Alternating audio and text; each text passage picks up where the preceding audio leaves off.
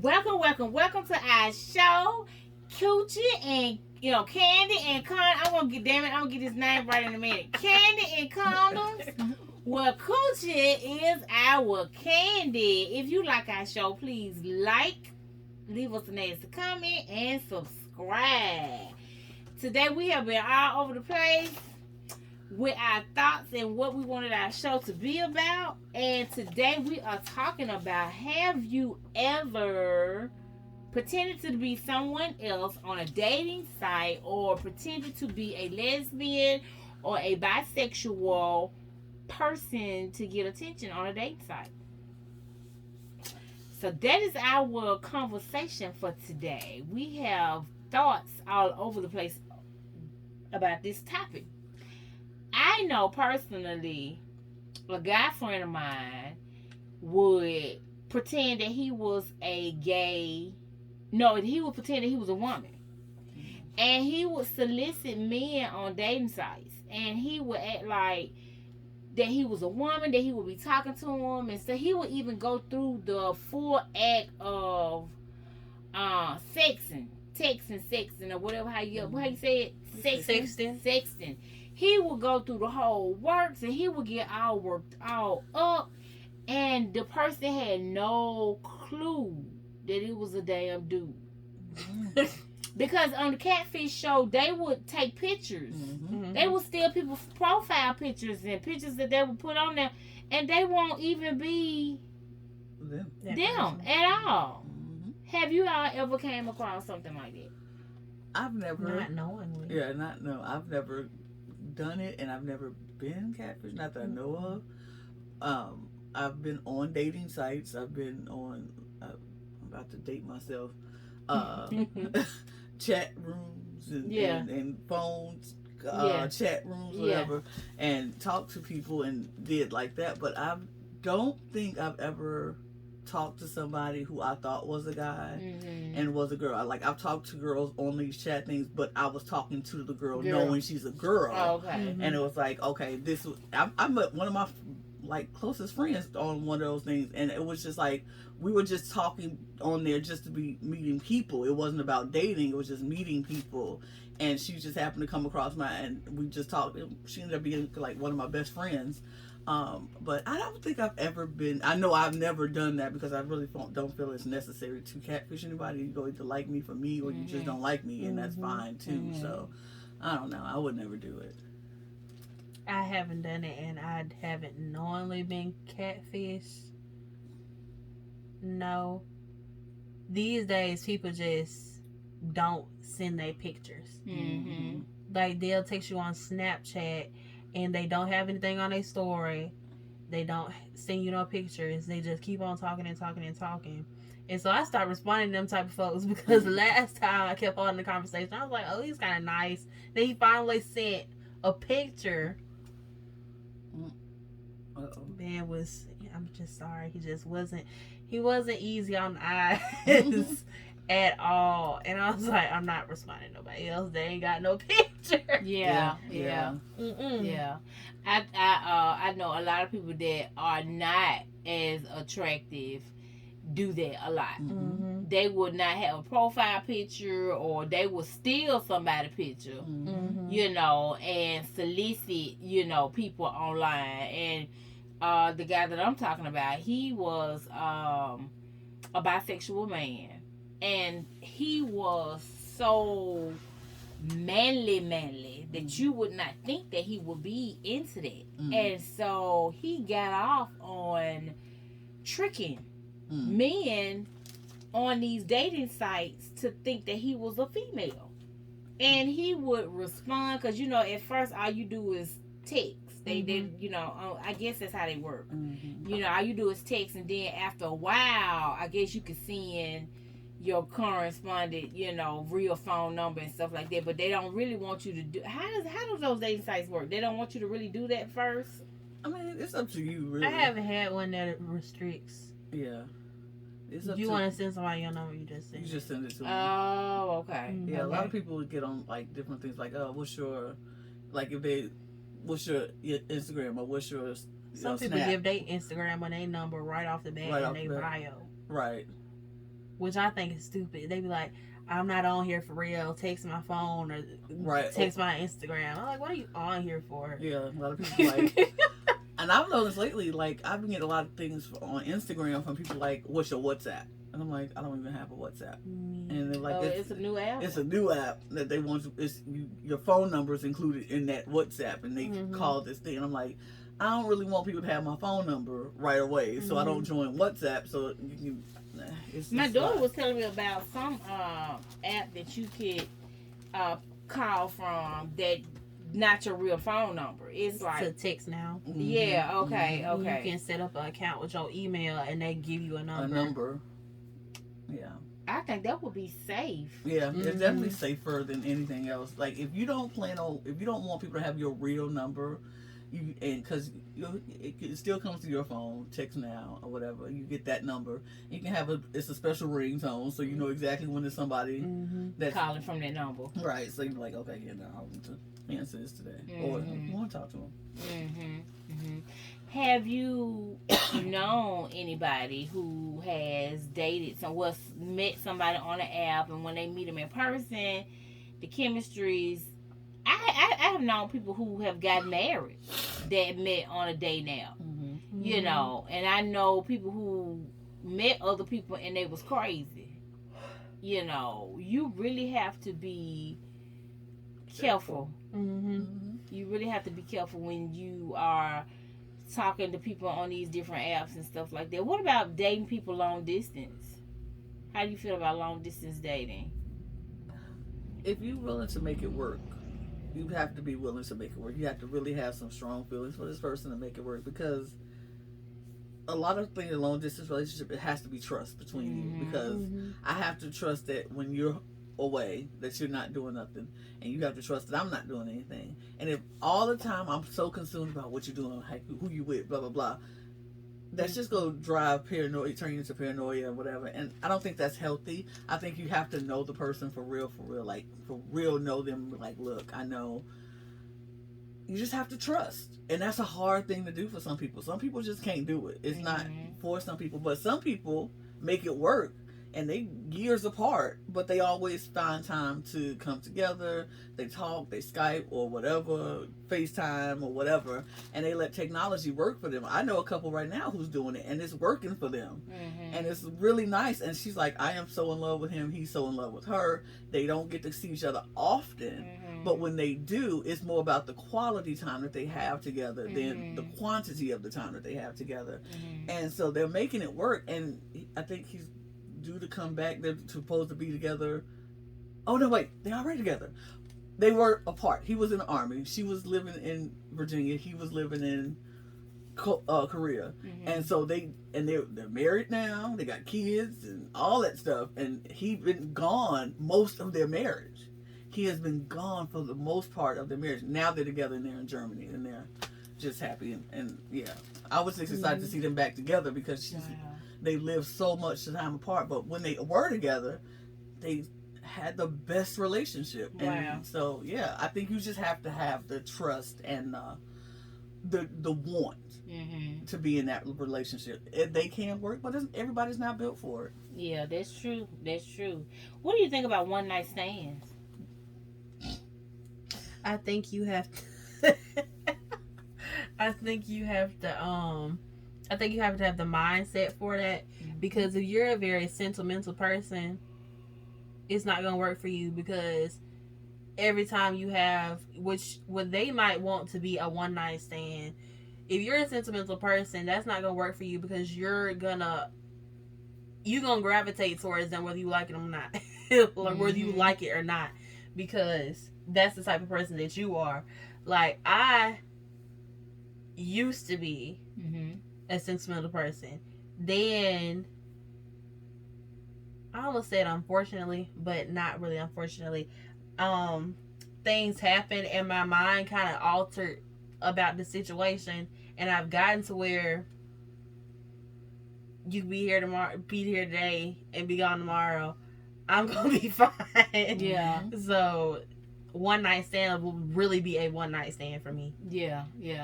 I never had a one night stand, but I know people who look. I'm living vicariously through other people because I ain't did much of nothing. I've been married forever.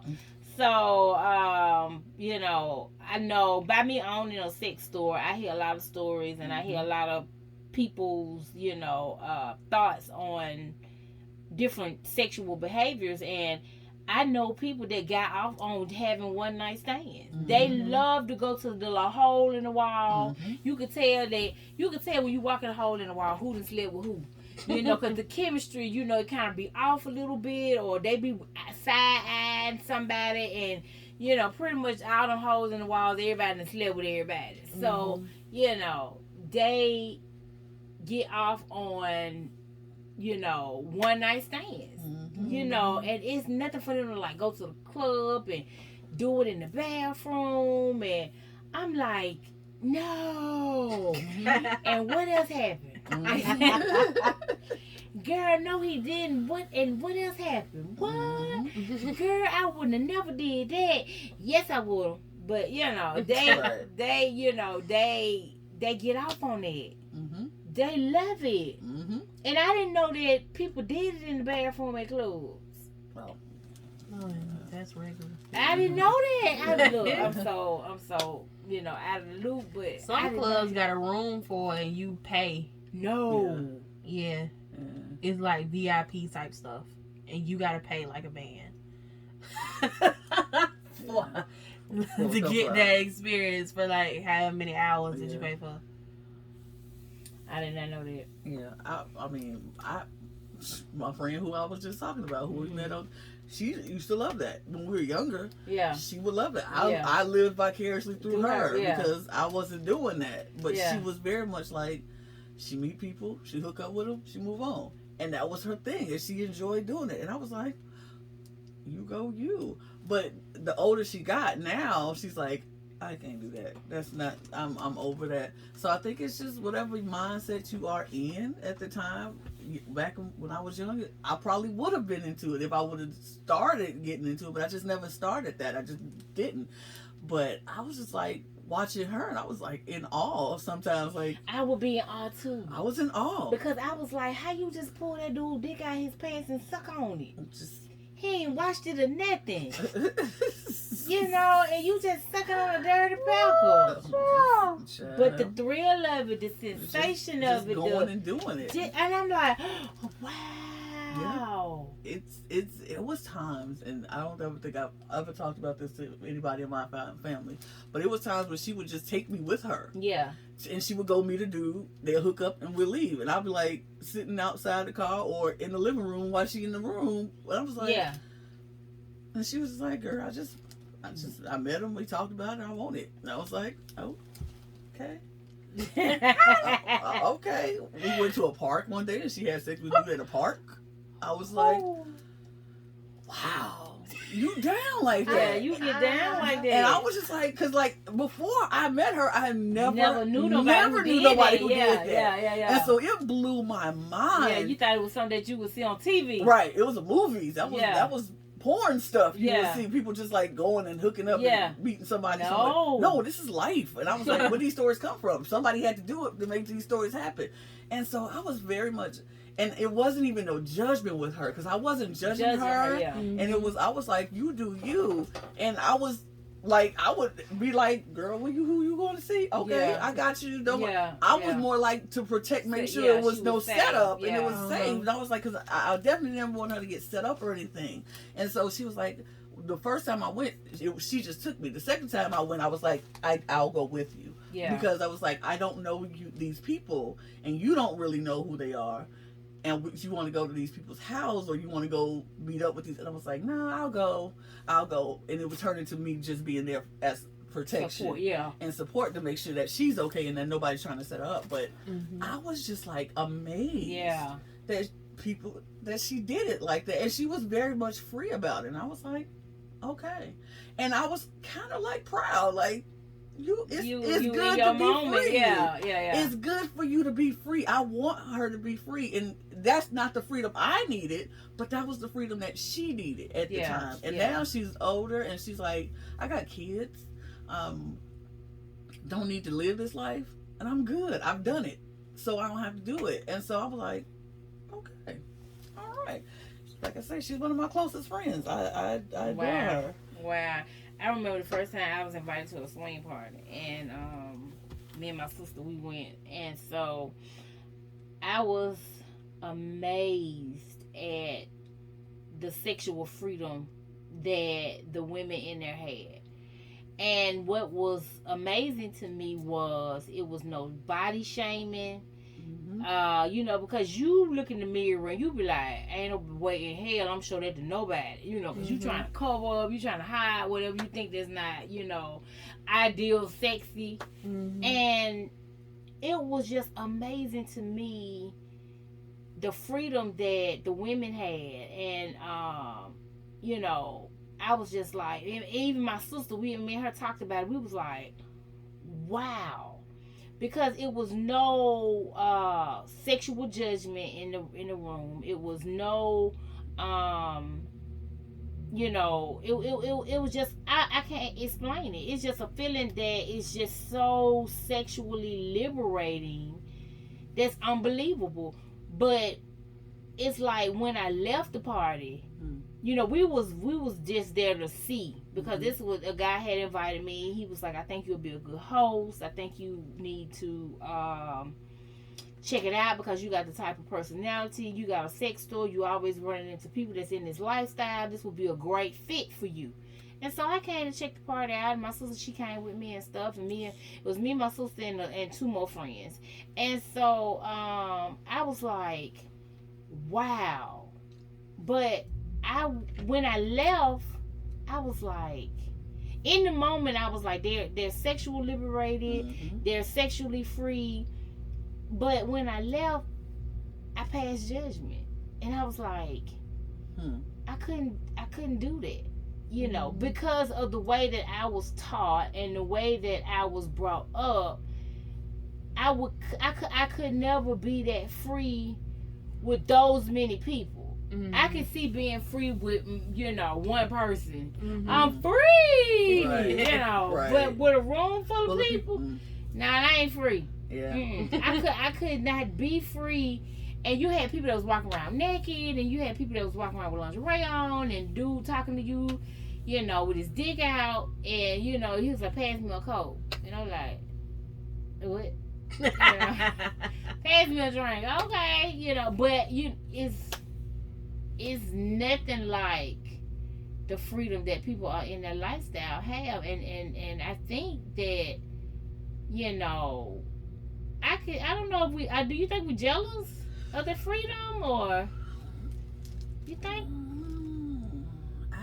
it might be a tinge? It might be. It might be a tinge of jealousy. Look, like we said before, love them and leave them, love them and drop them. If we had our preferences, because like you said, growing up, we were told what certain things were, and we didn't have that type of freedom. And so seeing somebody else who has that type of freedom, you don't want to judge. And kind of like, that's... I'm judging. I'm judging a little bit. A little bit. But I think it's because we might be a little jealous that we weren't able to express ourselves that way. And that's why I think a lot of the older generation are very jealous of the younger generation, because they are able to express themselves and do things that we would never ever have thought to do, and stuff that we did that our other mothers or our grandpa would never ever have thought to do. So I just think, or they talked about it. They did some stuff. They just never thought. But they never talked about it. Right. It was never out to be open and free with the mess that they did. It was always hush. And so I feel like it could be a little bit of jealousy that we didn't get to be as free as some of the younger generations are now. And then I really feel like some things are going to change, that the younger generation are going to the next generation. We're going to be jealous of the next generation of things that they're going to be able to do that they didn't get to do. So it's going to be interesting. For me, it'll probably be weighing on more of, I'd be jealous of their confidence. Because I can look in the mirror by myself and completely dislike everything I see, but they can be completely naked in a room packed full of folks and not feel self-conscious at all. I'm like, yeah. I need somebody to do this to me. I got all this over here. You know, I'm just stupid like that. Yeah, I turn myself on. Oh, man. I'm like, yeah, these titties, woo, suck 'em. But I don't know. I just don't know, because it's so much that's tied up with being sexually free. You know, we only see one aspect of it, but you know, the diseases and you know the mental for me is a big thing. You know, because I'm so emotional when it comes to my pussy. I'm so emotionally attached to it. You know, I have not detached my emotions from my pussy. I haven't done that, and there's so many people that have. They don't have no emotions when it comes to that. The only emotion is I want to feel good. Right. But I'm like, do you love me? Do you really want me? Or are you just getting off? Right. You know, are you know, am I just the person that's getting you off? You know, really? Because you can get off on your own. Yeah. So you really don't need me here to get you off. But am I just that? You know, so I don't. Yeah, I'm emotionally attached to my pussy. I just, you know, I just can't freely sex like that. Right. Yeah. But but some people do. Yeah, some people do. I haven't got that deep in it, but I have gotten to a point where I did get to a point where I could like detach my feelings, and that'll just be what that person is for. Yeah. Because it was only because it got to a point where we tried more than that and it wasn't working. It was like a detachment, like you don't know how to communicate your feelings. You're annoying me. We arguing every week, but then you can come over and do what you're supposed to do. So it just ends up you doing what you're supposed to do, and that's it. Yeah. So I can detach feelings a lot easier having that experience. I guess it just depends on where you are with that, like you said, with that partner. Yeah, where you are with that partner. If you like our conversation, please like, please share, please subscribe, leave us a comment, leave us your thoughts. This is Candy and Condoms. Well, Coochie is our Candy. Damn it, I don't remember the name. I'm calling it Candy and Coochie, Coochie and Candy, Candy and Condoms. I'm all over the place. This has been a rough day today. It started off, you know, and it went somewhere else. So I am all over the place, but we are getting it together. We are getting it together. All right. Now it is time for our story around. Who want to start the story? I always start the story. Who want to start the story today? We are not poets, by the way. This is our disclaimer. We just take a topic and we just add to the topic and we keep going. And we just add to the story. So who want to do our story today?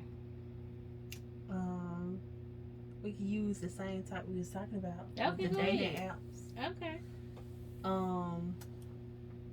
Okay. I'll use Tinder. Okay, I say. So I'm scrolling on Tinder, and I see all these people. They all left swipes, and then finally, I see you. I give you a right swipe because you fine, and surprisingly, I match with you. We're talking. We telling each other what we want, what we don't want, and then